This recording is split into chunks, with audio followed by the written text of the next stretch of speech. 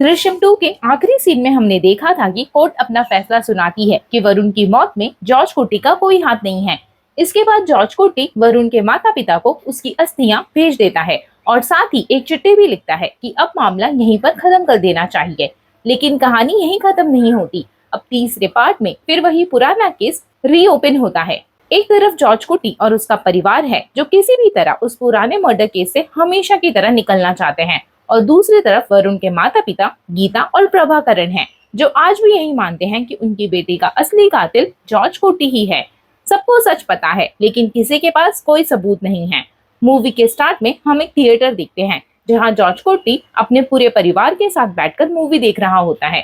Theatre में जो movie चल रही होती है वो कोई और नहीं बल्कि दृश्यम ही है। यानी दूसरे पार्ट के आखिर में जॉर्ज जिस राइटर को अपनी कहानी सुनाता है, अब उसी कहानी पर मूवी बन चुकी है। थिएटर के अंदर हर तरफ तालियां बज रही होती है। लोग फिल्म को जबरदस्त रिस्पॉन्स दे रहे होते हैं। हर कोई दृश्यम की तारीफ कर रहा होता है। मलयालम सिनेमा को हिला देने वाली फिल्म कहकर जॉर्ज कोटी की कहानी की बहुत तारीफ होती है। इस मूवी ने 100 करोड़ का कलेक्शन कर लिया था। मूवी खत्म होने के बाद भी लोग जॉर्ज कोटी को घेर लेते हैं क्योंकि अब वो सिर्फ एक आदमी नहीं बल्कि एक मशहूर नाम बन चुका है। लेकिन जॉर्ज कोटी समझ जाता है कि अगर वो लोगों के बीच में गया तो वो लोग बेवजह के सवाल पूछने लगेंगे, इसलिए वो अपने परिवार को लेकर थिएटर के पीछे वाले गेट से बाहर निकलने लगता है। तभी वहाँ एक लड़का और एक लड़की माइक लेकर उनके पास आते हैं। दोनों प्रेस रिपोर्टर होते हैं। वो जॉर्ज कोटी से कहते हैं कि उन्हें उनका पर्सनल इंटरव्यू लेना है। जॉर्ज कोटी तुरंत मना कर देता है। वो कहता है कि उनके पास टाइम नहीं है, उसे घर जाना है क्योंकि घर पर मेहमान आए हुए हैं। लेकिन रिपोर्टर पीछे हटने को तैयार ही नहीं होते। वो कहते हैं कि बस एक छोटा सा सवाल पूछना है जो कि उसकी जिंदगी से जुड़ा हुआ है। फिर वो रिकॉर्डिंग शुरू कर देते हैं और सवाल पूछते हैं। 2 साल पहले कोर्ट ने फैसला सुना दिया था कि वरुण की मौत से आपका कोई भी लेना देना नहीं है। डीएनए रिपोर्ट में भी साबित हो चुका था कि बॉडी किसी और की थी। लेकिन अब आपने जो दृश्यम फिल्म बनाई है उसकी कहानी आपकी असली जिंदगी से काफी मिलती जुलती लगती है। तो क्या आप इस फिल्म के जरिए कुछ कहना चाहते हैं? ये सुनकर जॉर्ज कोटी बहुत ही शांति से जवाब देता है। वो कहता है पुलिस एक ऐसा केस उसके सर पर डालना चाहती थी जिससे उसका कोई लेना देना नहीं था। यानी दृश्यम सिर्फ एक मूवी है, उसका असली जिंदगी से कोई लेना देना नहीं है। इतना कहकर जॉर्ज कोटी वहां से जल्दी से निकल जाता है। अब वही प्रेस रिपोर्टर अपनी टीम के साथ बात करते हुए नजर आते हैं। वो कहते हैं चाहे कुछ भी हो जाए उन्हें जॉर्ज कोटी को इस मर्डर केस में फंसाना ही है। उन्हें सबसे हैरानी इस बात से होती है कि इतना बड़ा मामला होने के बावजूद जॉर्ज कोटी के चेहरे पर जरा सा भी डर या पछतावा नहीं दिखता। इससे साफ समझ आता है कि उसने परिवार को कितनी मजबूती से संभाल के रखा है। यहाँ जॉर्ज कोटी अपनी बड़ी बेटी अंजू के लिए रिश्ता ढूंढ रहा था। हर हफ्ते कोई ना कोई ब्रोकर नया रिश्ता लेकर आता है, लेकिन कोई भी रिश्ता फाइनल नहीं हो पाता क्योंकि जैसे ही लोगों को पता चलता है कि अंजू उसी परिवार की है जिसका नाम वरुण मर्डर केस से जुड़ा हुआ है, तो लोग पीछे हट जाते हैं। ये बात सुनकर रानी बहुत दुखी हो जाती है। वो रोते हुए कहती है कि कोर्ट ने तो साफ साफ कह दिया है कि उनका इस हत्या से कोई रिश्ता नहीं है, फिर भी लोग उनकी बेटी को अपनाने के लिए तैयार ही नहीं है। तब जॉर्ज कोटी कहता है अब गांव या आसपास रिश्ते ढूंढने का कोई फायदा नहीं है, अब बाहर का लड़का देखना पड़ेगा। इसी बीच दृश्यम मूवी के सक्सेस से पूरा परिवार खुश होता है। जॉर्ज कोटी फिर से एक नई फिल्म बनाने की बात करता है, लेकिन ये सुनते ही रानी डर जाती है। वो कहती है और फिल्में बनाने की जरूरत नहीं है, एक फिल्म ही काफी है। अब उन्हें सिर्फ अंजू की शादी करवाकर एक शांति भरी जिंदगी जीनी है। जॉर्ज कोटी किसी भी हालत में अपनी बेटी की शादी करवाना चाहता है, लेकिन हर बार वरुण केस की वजह से मामला बिगड़ जाता है। इसी दौरान जॉर्ज कोटी के घर जोशी नाम का आदमी आता है। अगर आपको याद हो तो दूसरे पार्ट की शुरुआत में यही आदमी पुलिस को बताता है कि वरुण की लाश पुलिस स्टेशन के नीचे दफनाई गई थी। अब जोशी बहुत परेशान हालत में जॉर्ज कोटी के सामने बैठता है। वो कहता है उस केस के बाद उसकी जिंदगी पूरी तरह से बदल गई। जिस काम में वो हाथ डालता है उसमें नुकसान ही मिलता है। वो यहाँ मान लेता है कि उसने कोर्ट में जो बयान दिया था वो पैसे लेकर दिया था। पुलिस वालों ने उसे पैसे देकर झूठ बोलने के लिए कहा था। जोशी कहता है कि वो बाद में चर्च गया और अपनी हालत के बारे में उसने लोगों को बताया, तो वहाँ के लोगों ने कहा कि किसी परिवार का श्राप लगा हुआ है, इसी वजह से वो आज माफी मांगने आया है। लेकिन जॉर्ज कोटी उसकी बात सुनकर बहुत शांति से जवाब देता है। वो कहता है उसने कभी भी किसी को श्राप नहीं दिया, बल्कि वो चाहता है कि सब लोग खुश रहें। और सच तो ये है कि जोशी ने जो किया उससे ही आखिरकार केस खत्म हो पाया था, वरना आज तक उनका परिवार उस केस से भागता फिरता। ये सुनकर जोशी हैरान रह जाता है। फिर जॉर्ज कोटी उससे पूछता है कि आजकल क्या कर रहे हो। जोशी बताता है कि उसने बस स्टैंड के पास एक छोटी सी बेकरी खोली है, लेकिन वो घाटे में चल रही है। तब जॉर्ज कुटी उसे सलाह देता है कि थोड़ा लोन लेकर दुकान बढ़ाए, लेकिन जोशी कहता है कि वो पहले ही कर्ज में डूबा हुआ है। तब जॉर्ज कुटी खुद उसकी मदद करने की बात करता है। वो कहता है कि अगर कभी पैसे की जरूरत पड़े तो बिना झिझक उसके पास आ जाना। यहीं पर मूवी ब्यूटीफुली जॉर्ज कुटी के कैरेक्टर को दिखाती है। जिस इंसान ने उसके खिलाफ गवाही दी, उसी की मदद के लिए वो आगे खड़ा होता है, यानी चाहे उसके दुश्मन हो या गद्दार। जॉर्ज कुटी कभी किसी को बर्बाद नहीं देखना चाहता। इसी के साथ सीन कट होता है और दूसरी तरफ वही दो प्रेस रिपोर्टर दिखाई देते हैं, जिन्हें किसी भी हालत में जॉर्ज कुटी को मुजरिम दिखाना है और बहुत सारे सबूत इकट्ठे भी करने हैं। इसी वजह से उनकी टीम हमेशा जॉर्ज कुटी के घर के आसपास चक्कर काटती हुई दिखाई देती है। वो लोग उसकी हर हरकत, हर एक मूवमेंट और उसके परिवार पर नजर रखते हैं। उन्हें बस किसी भी तरह एक छोटा सा सुराग चाहिए, ताकि उस सुराग के सहारे पुराने केस को फिर से खोला जा सके और जॉर्ज कुटी को जेल भेजा जा सके। अब सवाल ये था कि आखिर ये लोग इतने गुस्से में क्यों थे, इनके पीछे कौन था? तो इसका जवाब हमें आगे मूवी में मिलेगा। धीरे धीरे दिन बीतते जा रहे थे। उधर जॉर्ज कुटी अपनी बड़ी बेटी अंजू के लिए रिश्ता ढूंढ रहा था, लेकिन कोई भी रिश्ता पक्का नहीं होता दिखाई दे रहा था।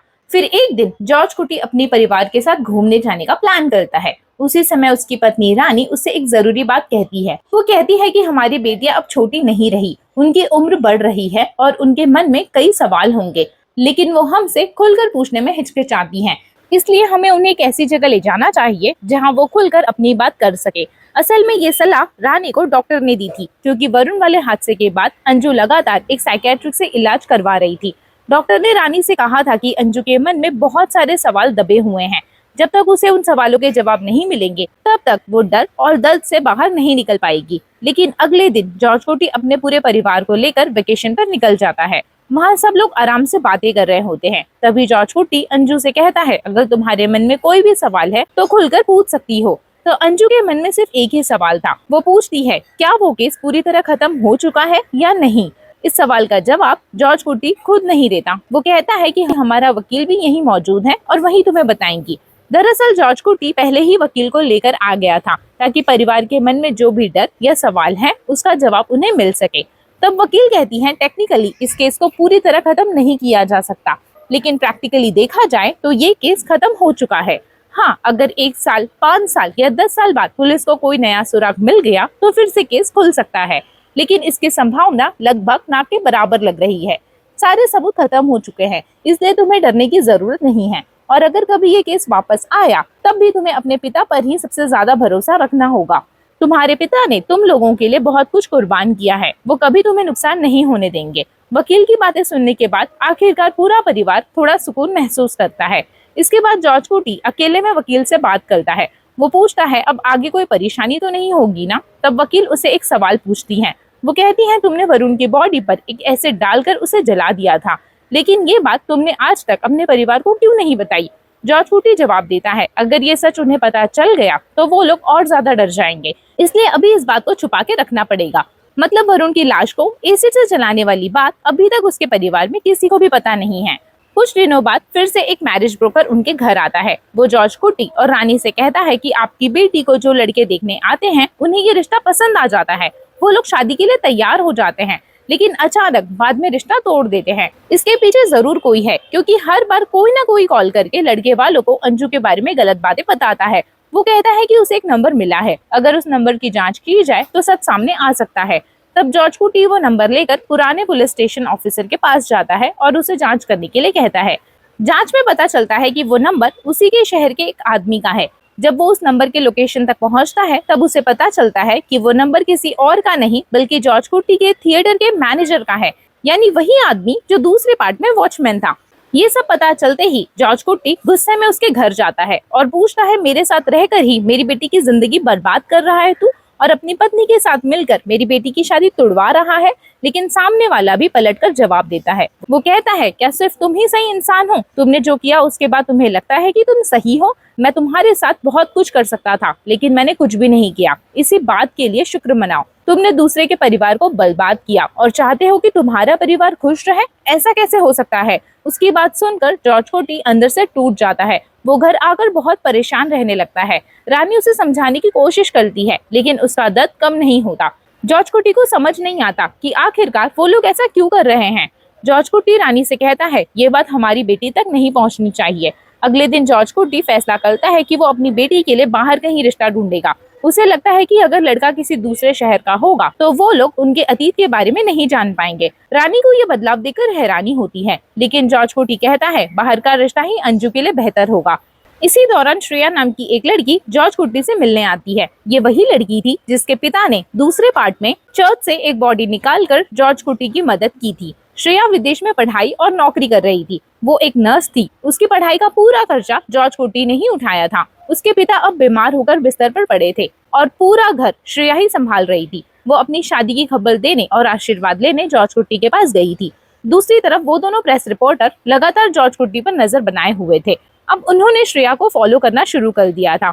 उन्हें लगा शायद श्रेया और जॉर्ज कुट्टी के बीच में जरूर कोई राज छुपी हुई है जिससे केस में नया सुराग मिल सकता है। उसी रात जॉर्ज कुट्टी को अपने बगीचे में किसी के होने का एहसास होता है। वो टॉर्च लेकर बाहर जाता है और देखता है कि वहाँ मिट्टी खोदकर एक गड्ढा बनाया गया है। जॉर्ज कुट्टी तुरंत उस गड्ढे को खोदकर देखता है, लेकिन अंदर कुछ भी नहीं होता। गड्ढा पूरी तरह से खाली था। ये देखकर जॉर्ज कुट्टी समझ जाता है कि अब कुछ बड़ा होने वाला है। वो वापस से गड्ढे को बंद कर देता है, लेकिन तभी अचानक से वहाँ पे सहदेवन दिखाई देता है। ये वही सहदेवन था जिसने पहले पार्ट में सबसे पहले जॉर्ज कुट्टी के केस की जांच शुरू की थी। और जैसे ही सहदेवन दिखाई देता है, फिल्म इंटरवल तक पहुंच जाती है। इंटरवल के बाद पता चलता है कि सहदेवन आखिर इस मामले में वापस क्यों आया। असल में जिस प्रेस रिपोर्टर लड़की को हम अब तक देखते आ रहे थे वो कोई और नहीं बल्कि सहदेवन की बेटी थी। वो बाप बेटी दोनों मिलकर ही किसी भी हालत में जॉर्ज कुट्टी को पकड़वाना चाहते थे। उधर एक अच्छी खबर भी आती है। अंजू के लिए आखिरकार एक रिश्ता मिल जाता है। लड़के वालों को जॉर्ज कुट्टी के परिवार के बारे में सब कुछ पता होने के बावजूद वो लोग रिश्ते के लिए मान जाते हैं। दोनों परिवार घर पर मिलते हैं। लड़के को अंजू पसंद आ जाती है और अंजू को भी लड़का अच्छा लगने लगता है। फिर जल्द ही शादी की तैयारियां भी स्टार्ट हो जाती है। दूसरी तरफ सहदेवन और उसकी बेटी लगातार जॉर्ज कुट्टी के खिलाफ सबूत इकट्ठे करने में लगे हुए थे। पहले सहदेवन उसी साइकेट्रिक के पास जाता है जो अंजू का इलाज कर रही थी। वो खुद को पुलिस ऑफिसर बताकर अंजू की मेडिकल रिपोर्ट मांगता है, लेकिन डॉक्टर साफ मना कर देती हैं। सहदेवन चाकू निकालकर उसे धमकाता है। वो कहता है कि अगर रिपोर्ट नहीं दिखाई तो मैं तुम्हें और तुम्हारी बेटी दोनों को मार दूंगा। डॉक्टर डर जाती है और मजबूरी में रिपोर्ट उसे दे देती है, लेकिन उसके जाते ही वो तुरंत जॉर्ज कुट्टी को फोन करके सारी बातें बता देती हैं। ये सुनकर जॉर्ज कुट्टी भी परेशान हो जाता है। उसे समझ नहीं आता कि आखिरकार सहदेवन अचानक इस मामले में क्यों पड़ रहा है। वो तुरंत उससे मिलने पहुंचता है और वहां जाकर देखता है कि सहदेवन और उसकी रिपोर्टर बेटी दोनों साथ बैठे हुए हैं। तभी सहदेवन बताता है कि वो लड़की उसकी बेटी है। जॉर्ज कुट्टी गुस्से में कहता है कि इस केस में तुम्हारा कोई लेना देना नहीं है। कोर्ट पहले ही केस खत्म कर चुकी है, फिर तुम और तुम्हारी बेटी रिपोर्ट क्यों निकाल रहे हो। लेकिन सहदेवन कहता है तुम चाहे कुछ भी बोलो, तुम और तुम्हारी बेटी अब नहीं बचने वाले। ये सुनकर जॉर्ज कुट्टी डर जाता है और बेचैनी में वहाँ से निकल जाता है। इधर शादी की तैयारियां चल रही होती हैं। कपड़े, गहने और बाकी सारी चीजें खरीदी जा रही थी, लेकिन अंदर ही अंदर जॉर्ज कुट्टी डर में जी रहा था। उसे बस एक ही चिंता थी, किसी भी हालत में उसकी बेटी की शादी रुकनी नहीं चाहिए। इसी बीच वो वकील से जाकर मिलता है। वो कहता है कि शादी के समय ये लोग जरूर वहाँ पर बड़ा प्लान कर रहे हैं, लेकिन वकील उसे समझाती है कि वो शादी की तैयारियों पर ध्यान दे, बाकी सब वो संभाल लेगी। अब सहदेवन अगले सबूत की तलाश में श्रेया के घर पहुंचता है। वहाँ वो श्रेया और उसके पिता दोनों को मारते पीटते हुए पूछताछ करता है। वो कहता है एक चर्च में काम करने वाले आदमी के पास इतना बड़ा घर कैसे, तुम्हारी बेटी विदेश में कैसे पढ़ रही है, ये सब पैसा आया कहाँ से। बहुत मार खाने के बाद आखिरकार श्रेया के पिता टूट जाते हैं और सब कुछ बता देते हैं कि उसी रात उन्होंने चर्च से एक बॉडी निकालकर जॉर्ज कुट्टी को दी थी। अब सहदेवन के हाथ एक बहुत बड़ा सबूत लग चुका था और इसी के साथ वो पहले से भी ज्यादा मजबूत हो जाता है। और उसी समय हमें आईपीएस थॉमस और एसआई को भी दिखाया जाता है। वो एसआई थॉमस से कहता है कि ये सहदेवन बिना मतलब जॉर्ज कुट्टी के केस को फिर से खोदकर निकालने की कोशिश कर रहा है। तब थॉमस कहता है कि ठीक है, उसे कल बुलाओ, हम उसे पूछताछ करेंगे। अगले दिन सहदेवन आईजी ऑफिस पहुंचता है। अब थॉमस उससे पूछताछ करता है कि आखिर तू इस केस को फिर से क्यों खोद रहा है। तब सहदेवन बड़े घमंड से कहता है कि ये केस अभी खत्म नहीं हुआ है और मैं इसे फिर से बाहर निकाल कर रहूंगा। असल में थॉमस को सहदेवन बिल्कुल पसंद नहीं था। भले ही वो एक पुलिस ऑफिसर रहा हो, लेकिन उसने कई गैर कानूनी काम किए थे। इसी वजह से पूरे डिपार्टमेंट में उसकी बदनामी हुई थी, इसलिए थॉमस उसे बिल्कुल भी पसंद नहीं करता है। और डिपार्टमेंट में कुछ लोग ऐसे भी थे जिन्हें खुद थॉमस पसंद नहीं था। इसके बाद थॉमस सहदेवन को साफ साफ धमकी देता है कि अब इस केस में दोबारा मत पड़ना, तू रिटायर्ड पुलिस ऑफिसर है, बस उसी तरह रहे। फिर वो कहता है मैंने तुझे यहाँ सिर्फ डराने के लिए नहीं बुलाया, तेरे खिलाफ एक महिला ने शिकायत भी की है। अगर तू फिर भी नहीं माना तो मैं तुझे अंदर कर दूंगा। इतना बोलकर थॉमस वहां से निकल जाता है।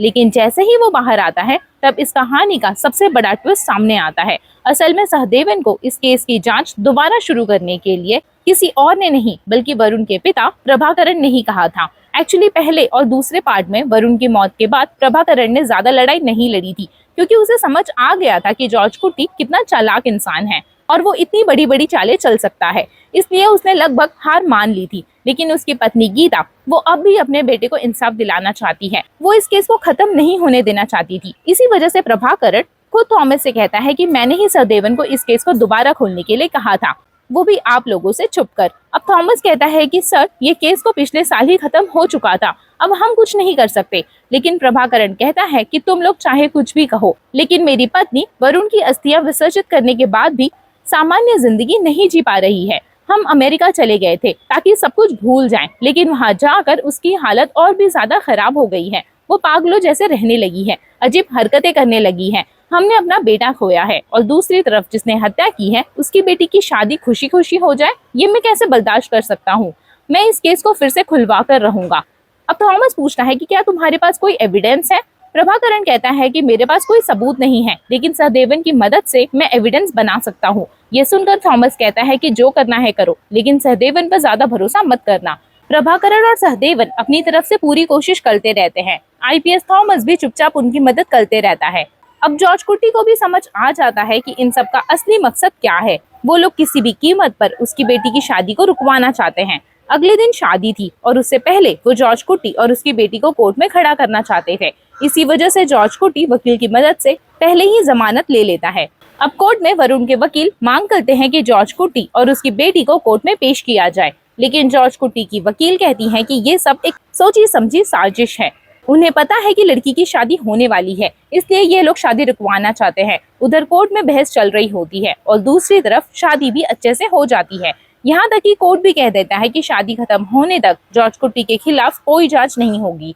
अब एक तरफ जॉर्ज कुट्टी खुश था कि उसकी बेटी की शादी अच्छे से हो गई है, लेकिन दूसरी तरफ प्रभाकरण गुस्से से जल रहा था। आखिर शादी हो कैसे गई। अब कहानी में सबसे बड़ा ट्विस्ट आता है। शादी की रात अंजू और उसका पति एक होटल में रुकते हैं और यहीं पर कहानी पलट जाती है। असल में जो लड़का अंजू से शादी करता है वो एक्चुअल में प्रभाकरण का आदमी है। दरअसल उस लड़के को बिजनेस में भारी नुकसान हुआ था। प्रभाकरण ने उसकी मदद की थी, उसी एहसान के बदले उसने अंजू से शादी की थी। अब प्रभाकरण और सहदेवन की प्लानिंग ये थी कि अंजू को नशीली दवा देकर बेहोश कर दिया जाए, फिर वहाँ एक नकली मर्डर सीन बनाया जाए और उस लड़के को विदेश भेज दिया जाए, ताकि ऐसा लगे कि अंजू ने ही अपने पति का खून किया है और उसे जेल भेजा जा सके। लेकिन जॉर्ज कुट्टी को पहले से ही अंदाजा हो चुका था कि बहुत कुछ बड़ा होने वाला है। उसी रात उसे प्रभाकरण का वीडियो कॉल आता है। वो कहता है कि मैंने तेरी बेटी का किडनैप कर लिया है। ये सुनते ही जॉर्ज कुट्टी घबरा जाता है और वो तुरंत ही वहाँ पहुँचता है। उसे पता चलता है कि प्रभाकरण ने अंजू को बुरी तरह से पीटा था और जिस लड़के से उसकी शादी हुई थी उसे वहाँ से भगा दिया गया है। यानी उनका प्लान बिल्कुल सही चल रहा था। लेकिन इस प्लान के बारे में आईपीएस थॉमस को कुछ भी नहीं पता था। ये बात सिर्फ दो लोगों को पता थी, प्रभाकरण और सहदेवन। अब अगले दिन कहानी का असली खेल शुरू होता है। असल में हुआ ये था कि प्रभाकरण ने जैसा प्लान बनाया था, जॉर्ज कुट्टी ने उसी प्लान को उल्टा उन्हीं पर इस्तेमाल कर दिया। सच तो ये है, जैसे ही प्रभाकरण का वीडियो कॉल आया था, जॉर्ज कुट्टी तुरंत ही होटल पहुंच गया था और वहां पहुंचकर उसने खुद अपनी बेटी को बुरी तरह से पीटा, जिससे वो बेहोश हो गई। उसने ऐसा इसलिए किया क्योंकि वो चाहता था कि जो जाल उसके लिए बिछाया गया है उसी जाल में वो खुद फंस जाए। दूसरी तरफ अंजू का पति सहदेवन के साथ भाग चुका था। अब जॉर्ज कुट्टी इस मौके का फायदा उठाता है। वो ऐसा माहौल बना देता है जैसे सहदेवन ने ही अंजू के साथ सब कुछ किया हो। इसके बाद वो सहदेवन के घर पहुंचता है, उसे पकड़ता है और कहता है कि आखिर तू और प्रभाकरण मिलकर ये सब काम कर रहे हो, मुझे पता चल चुका है। इसके बाद जॉर्ज कुट्टी सहदेवन को चाकू मारता है और उससे बयान भी ले लेता है। उस बयान में सिर्फ प्रभाकरण ही नहीं बल्कि आईपीएस थॉमस का भी नाम शामिल होता है। यानी अब ये सारे लोग जॉर्ज कुट्टी के जाल में फंस चुके थे। अब जब सब कुछ उल्टा पड़ने लगता है तब जॉर्ज कुट्टी का दिल पिघल जाता है। वो थॉमस से कहता है, इन सारी गलतियों की वजह मैं हूँ, मेरी बेटी को छोड़ दो। तुम्हें बदला लेना है तो मुझसे लो, मैं मानता हूँ मैंने हत्या की है, मैं कल ही सरेंडर कर दूंगा। मुझे 5 साल की सजा दे दो, मैं सजा भी काट लूंगा, लेकिन मेरी बेटी को छोड़ दो। यानी आखिरकार जॉर्ज कुट्टी खुद को सरेंडर करने का फैसला कर लेता है।